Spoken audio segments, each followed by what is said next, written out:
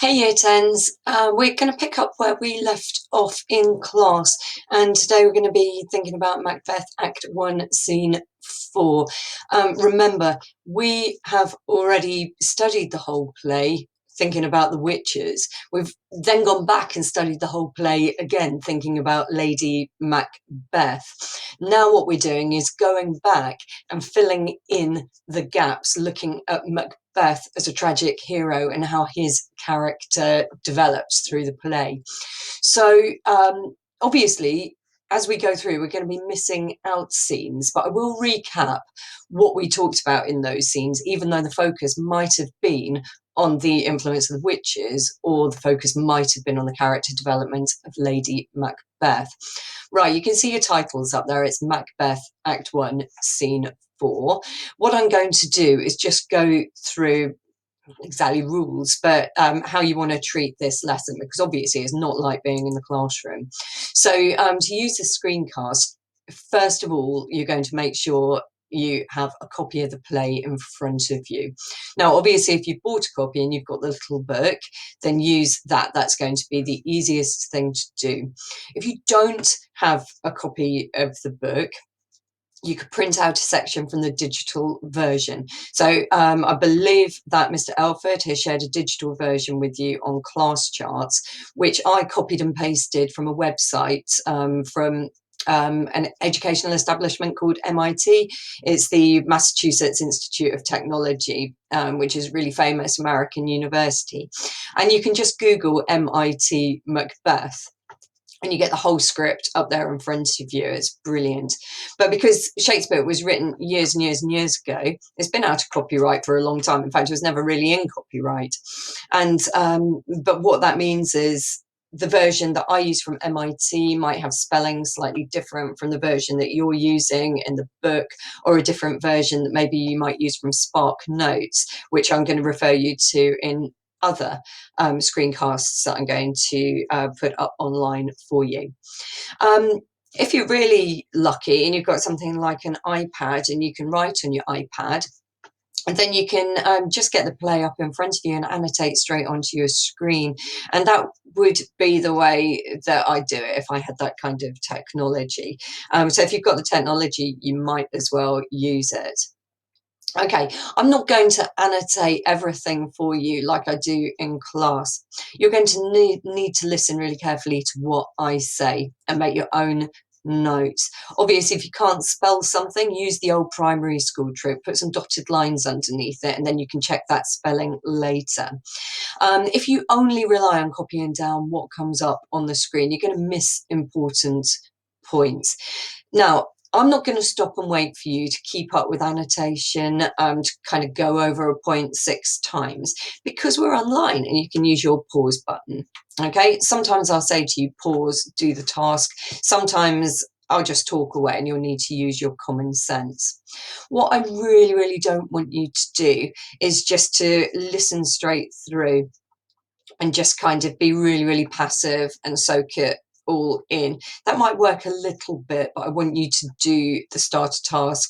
I want you to think about the annotation. If I pose a question, I want you to think about that. So again, using that pause button, using your own brain, please. Okay, let's get on with the starter task then. So if we do a little recap, the scene we're going to be looking at is Act 1, Scene 4. What have we had so far already? Act 1, Scene 1, remember, is that very, very short scene with the witches. And the witches are talking about how they're going to meet Macbeth on the heath. And we don't know why, but obviously they name him there. In Act 1, Scene 2 and Act 1, Scene 3, we see the witches make that meeting with Macbeth. And in Act 1, Scene 3, the witches hail Macbeth and they tell him that he is a Thane of Glamis. They tell him he's going to become the Thane of Cawdor, and they tell him that he will become king hereafter. Banquo asks them, what about me? and they say, well, you're not going to be king, but your sons will be king, your children will be kings. And remember, that's to flatter King James I, whose distant ancestor was Banquo. At the time, and the two soldiers think it's hilarious. Banquo questions, have they eaten of the insane root? He's suggesting they've eaten hemlock and they are hallucinating somehow. And they just kind of laugh it off. But then literally straight away, they are met by the king's men, and they find out that the Thane of Cawdor has turned traitor, and that the first prophecy has come true instantly. Macbeth has become the Thane of Cawdor. He's not happy about it in Act 1, Scene 3. He says, why do you dress me in borrowed robes? But then that starts to sink in a little bit. Act 1, Scene 2, remember, that was where the bloody captain was telling King Duncan all about Macbeth's heroic deeds on the battlefield. So in Act 1, Scene 3, we're still on Scene 3, Macbeth says this really near the end, and he says it aside that stage direction. He doesn't say it to Banquo, he doesn't say it to anyone, he says it to us, the audience. If chance will have me king, why chance may crown me without my stir. So you can see the do now task underneath. This quotation is taken from the end of Act 1, Scene 3. What's Macbeth hoping for at this point, having just been made the Thane of Cawdor? I want you to pause now. I want you to have a think about that question, write down that quotation, annotate round what you think it means, what that quotation means, and then think about what he's hoping for.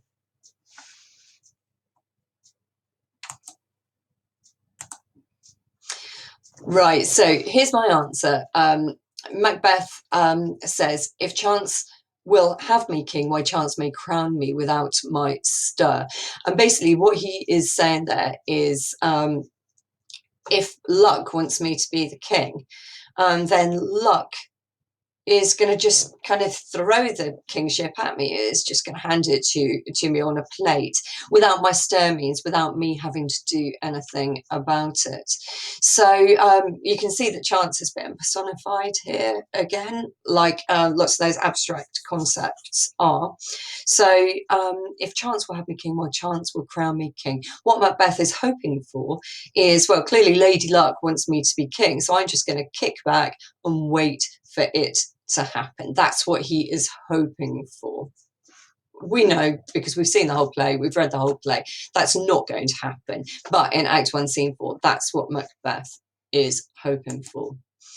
Okay, let's get into the scene now. And so if we have a look through some of these stage directions, it opens with a flourish. So that would be trumpets on Shakespeare's play. So some trumpets would kind of blare out, and that would let the audience know that the king is coming in.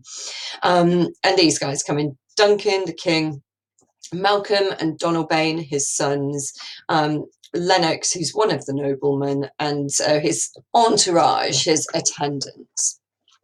I'll just read through this for you. Duncan says, is execution done yet on Cawdor? That's the old Cawdor, the traitor. Are not those in commission yet returned? Malcolm, my liege, they are not yet come back, but I've spoke with one that saw him die, who did report that very frankly he confessed his treasons, implored your highness pardon, and set forth a deep repentance. Nothing in his life became him like the leaving it. He died as one that had been studied in his death to throw away the dearest thing he owed, as 'twere a careless trifle. Duncan replies, that's not art. To find the mind's construction in the face. He was a gentleman on whom I built an absolute trust. So what's going on there? Duncan wants to know if the previous Thane of Cawdor has been executed yet. Malcolm says, yes, indeed he has. And Malcolm says, well, it's kind of ironic that he confessed everything that he did. And actually probably the best thing that the old Thane of Cawdor ever did in his life was die. He was really noble, confessing what he'd done wrong, asking King Duncan's pardon, and And basically, Malcolm was saying he threw away his life by turning traitor. Now, Malcolm flatters Duncan from the start here, calling him my liege. So very, very kind of medieval, chivalric kind of term of address there, really respectful, even though Malcolm's his son. And then probably what he's saying afterwards, and this is my interpretation, Malcolm is probably lying. The old Thane of Cawdor probably didn't confess his treasons, and he probably didn't repent killing Duncan. It's all part of Malcolm flattering his father, which he does really skillfully here. But then we learn a little bit about Duncan, and we've mentioned this in class before. The old Thane of Cawdor, he says he was a gentleman on whom I built an absolute trust. Duncan is a mind-staggeringly bad judge of character. We find this out. This is established by Shakespeare right near the beginning of the play, and his judgment of character does not get any better in the short time that he remains alive in this play. The other thing that I want you to think about is the way that Duncan relies on messengers to keep him abreast of news from the wars. So, like I said, in Act 1, Scene 2, he was thinking about the bloody sergeant. He was relying on the bloody sergeant to tell him, like, who won, who lost, who was injured, who was brave, and so on.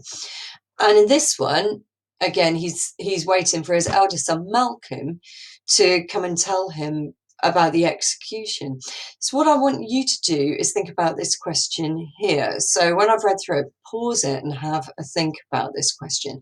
What do these two things suggest about him as a king? So first of all, the fact that he is a really bad judge of character.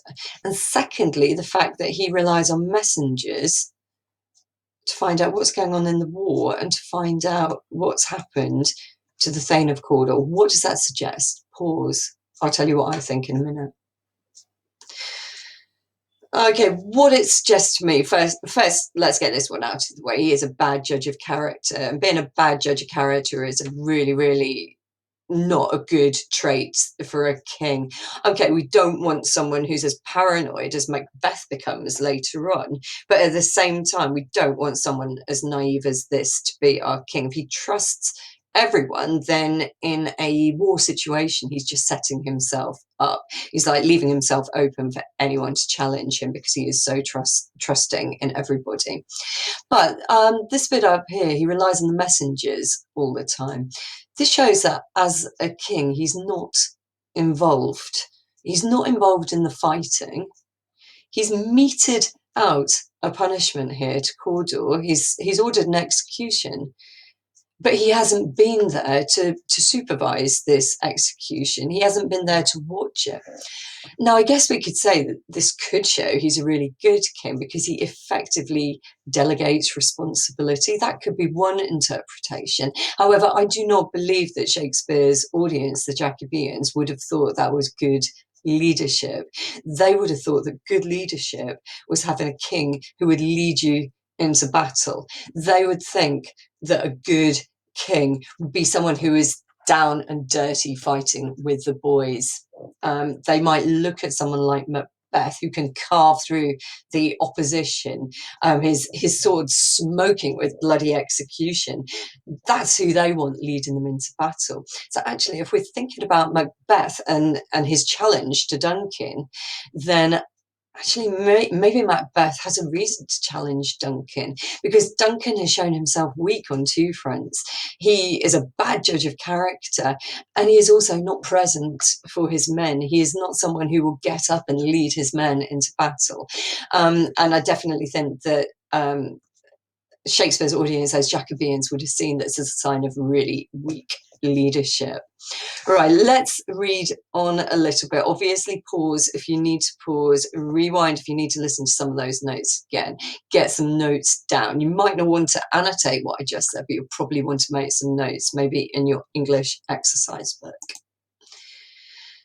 Okay, so if we have a look now, there's Duncan, Donalbain, Malcolm, and Lennox and the entourage. Now Macbeth, Banquo, Ross and Angus come in. It's Macbeth really that we're interested in here, and so is King Duncan. And he greets him immediately, doesn't he? Oh, worthiest cousin. And I think this is really, really significant, the way that Duncan greets Macbeth. He makes it really plain to the audience that they are related by blood. So they are blood relations. And that's going to come in really, really handy for an AO3, a social and historical context point that we are going to make later. Now, if you have a look here, this is kind of a recap, really. So do you remember I told you about the use of personal pronouns? And you can see that when Duncan talks to Macbeth, his worthiest cousin, he addresses him using this informal version of you. So he's using thou. Okay, so you can see that really, really clearly there. And then when Macbeth talks back to Duncan, he uses the formal pronoun your throne, your love and honour.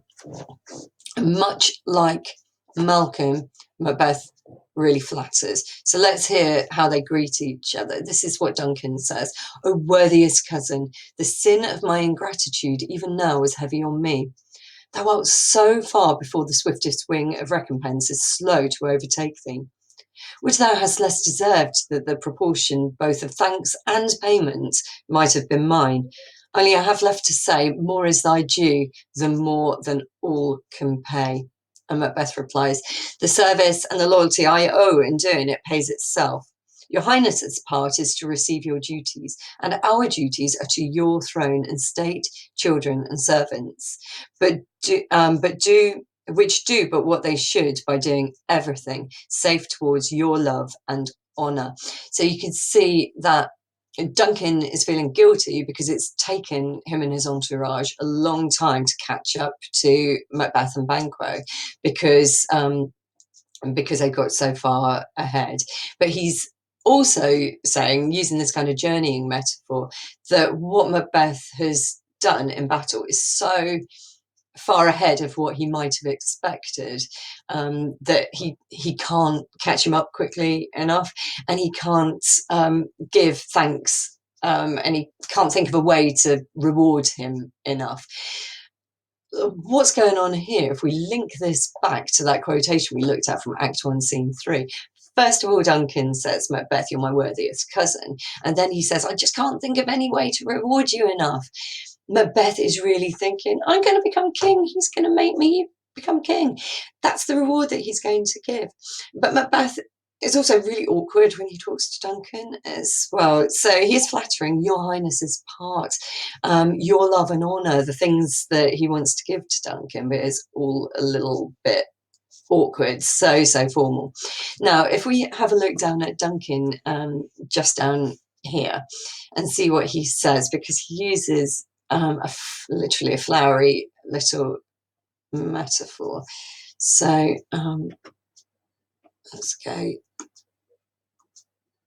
and do a little bit of annotation. So I don't have really good technology, so let's use that blue. He's using a metaphor. Brilliant. Try that. He's using a metaphor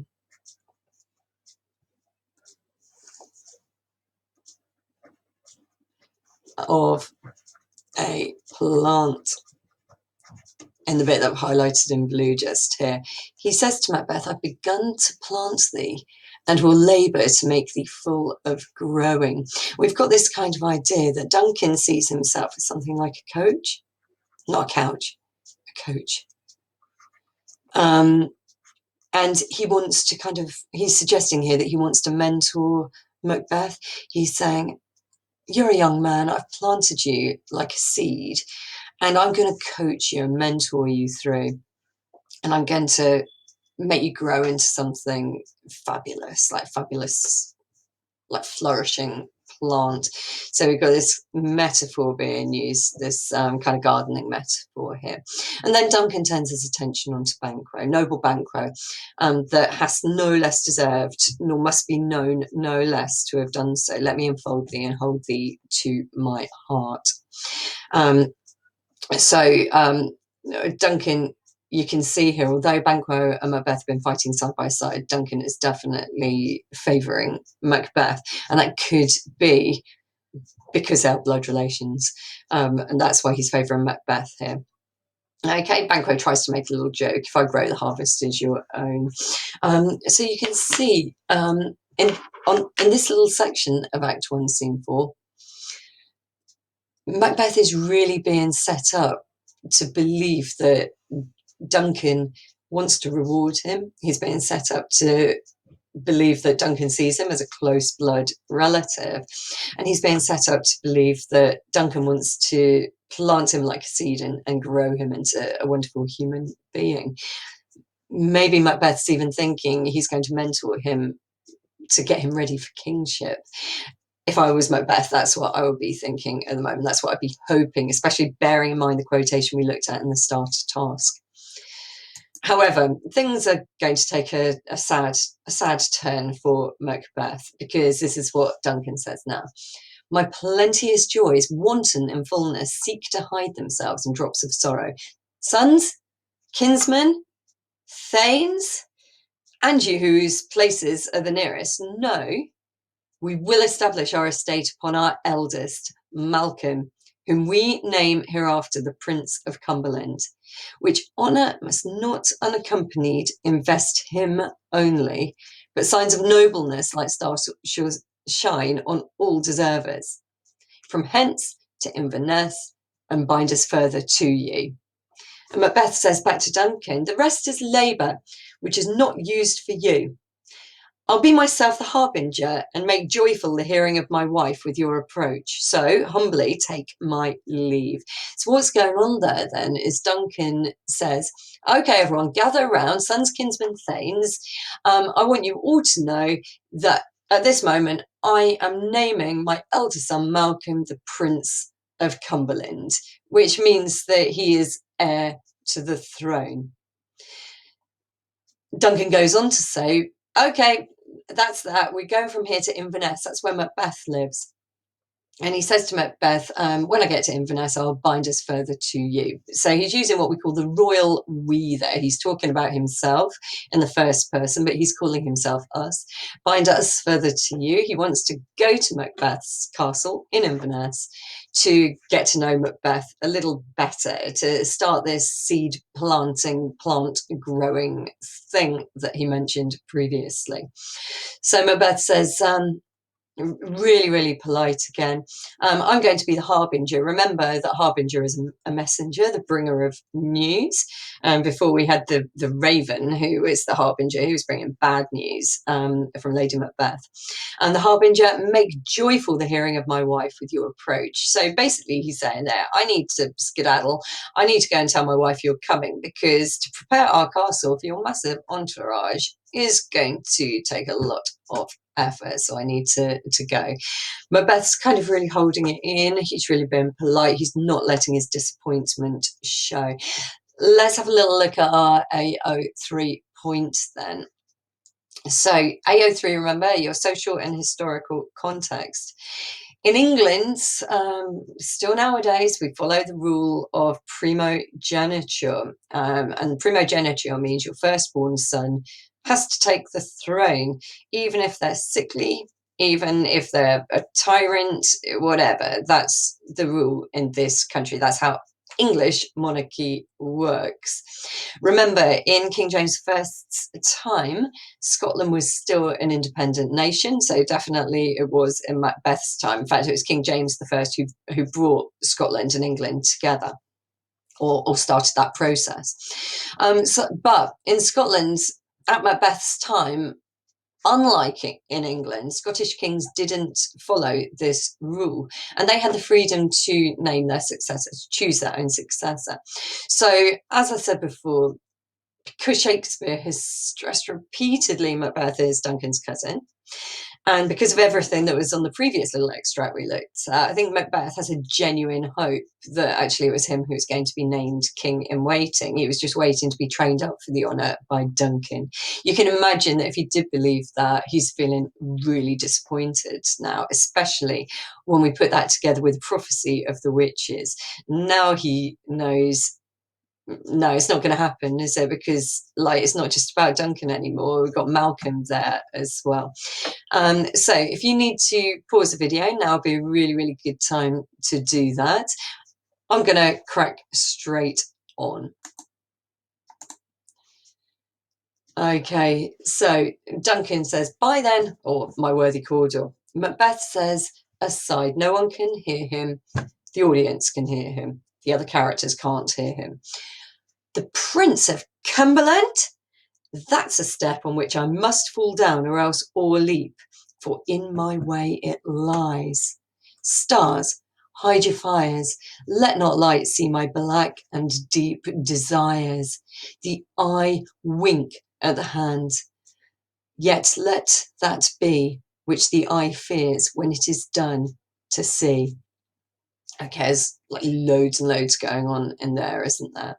So first of all, I've said link this yellow quotation that I've highlighted to the starter activity.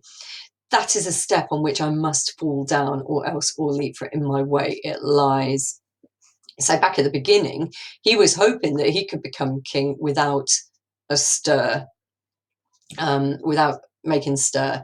He's going to have to make a stir if he wants to become king now, isn't he? But this is also a great quotation because actually it starts off a metaphor. It's almost like an extended metaphor, although it's not going to be extended for ages. So he talks about Malcolm being named heir as a step on which I must fall down or else or leap. And then a little bit later in the soliloquy that we'll look at in the next lesson, Macbeth describes his vaulting ambition. So if you think about a vault, like in gymnastics or something like that, when you vault, you leap over something, don't you? You kind of spring over something, maybe using a springboard to kind of make that easier to do. And that's how he describes his ambition later in the play. Here he's talking about jumping over things again, isn't he? Or else, or leap, for in my way it lies. So he's got to jump over this obstacle that's in his way, and he's using this metaphor of the obstacle being like something that he's got to leap over, and then later that obstacle gets linked to the idea of vaulting. Okay, the other thing which I noticed in here was the beginning of this motif that we've talked about a lot when we've referenced Lady Macbeth, the motif of light and darkness. So here he says, "Stars, hide your fires." He wants the stars to go away, like not to shed any light on his soul, if you like. "Let not light see my black and deep desires." And those monosyllabic adjectives, they're black, deep, they just kind of drop, don't they? You know that this is something negative, this is not something good. The word light has that luscious L sound at the beginning of it. We call it a lateral sound.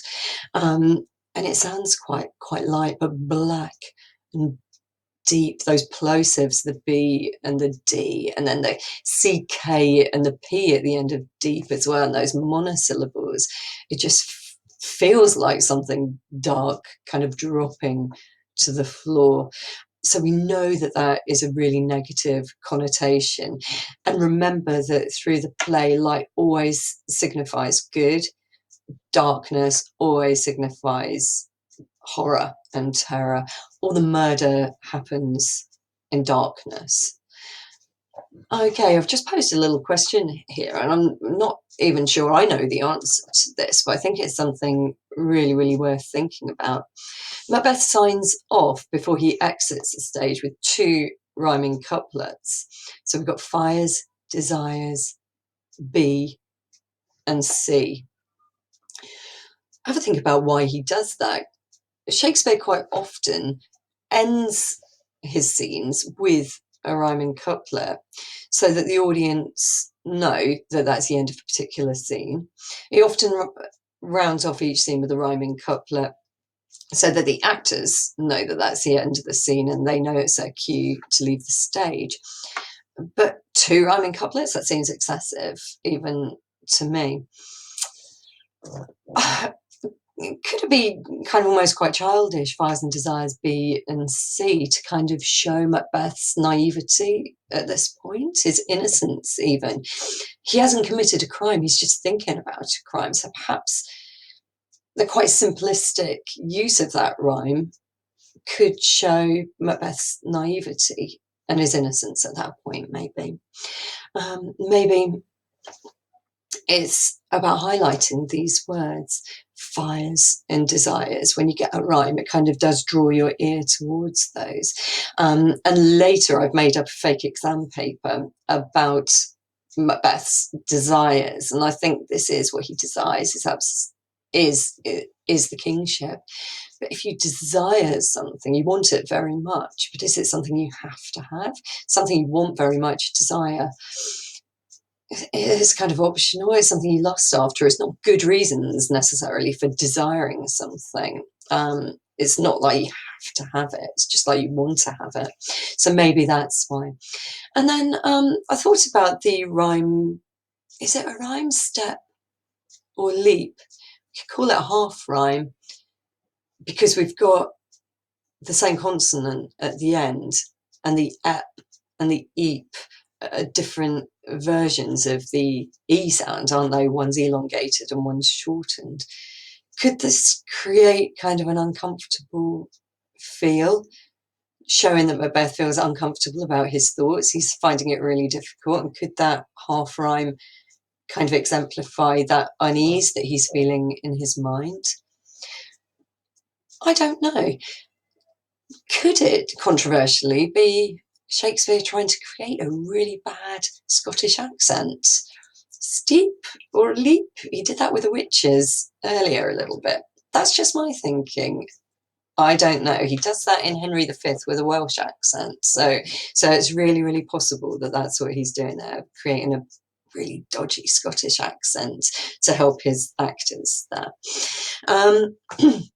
But what we see developing here as well is another image that carries on through the whole play, and that is, you've got your internal thoughts, which are dark and troubling, but then you've got the face that you put on to cover up what's going on in your soul. So that's going on here as well. This is a really, really good little extract here that you could learn off by heart. Stars, hide your fires, let not light see my black and deep desires. The eye wink at the hand, yet let that be which the eye fears when it is done to see. It'd be a really good one to learn off by heart, thinking about your exam in year 11. Anyway, we've got some more classic character judgment from Duncan after Macbeth leaves. So we know that Macbeth, just here, is having these desires to kill King Duncan that he's feeling a little bit guilty about. And Duncan just kind of leans back and watches them gallop off on their horses. True worthy Banquo, he says. Yeah, okay, trust Banquo, that's cool. He is he is full so valiant, and in his commendations, I am fed. It's like a banquet to me. He's saying everyone loves Banquo so much. When I hear all these good things about him, it's like sitting down for a feast, hearing all these wonderful things about Banquo. However, don't get confused. This hymn that you can see here is not about Banquo anymore. This is about Macbeth. He's talking about Macbeth now. Let's after him whose care has gone before to bid us welcome. Let's after him whose care has gone before to bid us welcome. Let's go after Macbeth, who's gone to get his castle ready for me coming to visit him. Okay? And he says, about Macbeth. Oh, Duncan. Oh, Duncan. It is a peerless kinsman. Can we see the irony here? He's saying that Macbeth is without equal. He's saying, out of all of my relatives, my kinsmen, Macbeth is peerless. He's without equal. The audience have just heard Macbeth confess his black and deep desires. Basically, Duncan's doing it the same. He's called Macbeth a Thane of Cawdor. What do we know about the previous Thane of Cawdor? The previous Thane of Cawdor turned into a traitor. The previous Thane of Cawdor, he said he was a gentleman on whom I built an absolute trust. Oh, Duncan. And Duncan is now calling Macbeth a peerless kinsman. He is such a poor judge of character. So you don't need to write this challenge task down, but I want you to think about it. He's got this excessive trust in the wrong people. He's a really poor judge of character. Earlier, we talked about the way that Duncan is not leading by example. He's not leading his men into battle. If he orders an execution, he's not there to make sure that that's gone through with. He's relying on messengers all the time. Was the old Thane of Cawdor right to challenge him? We've got MacDonald, the other traitor who Macbeth unseamed from the nave to the chops. Was he right to challenge King Duncan? Is King Duncan a strong ruler or a weak ruler? But most importantly, is Macbeth right to challenge and murder King Duncan? Do you think that we have seen enough good reasons to justify that murder at the moment? That's what I want you to think about. And I'm going to stop this lesson now. Make sure that you keep up with your notes. Make sure you rewind if there's anything that you didn't get. And if you don't understand anything, obviously, if you're one of my students, you can just send me an email and I'll try and clear that up for you. Or you can get hold of me on Microsoft Teams as well. We've got a page for my teaching group. If you want anything else explained, you can put a comment underneath. If you enjoyed that lesson, you can put a comment underneath and tell me what you learned as well. And then I know that you have been watching. So for now, goodbye.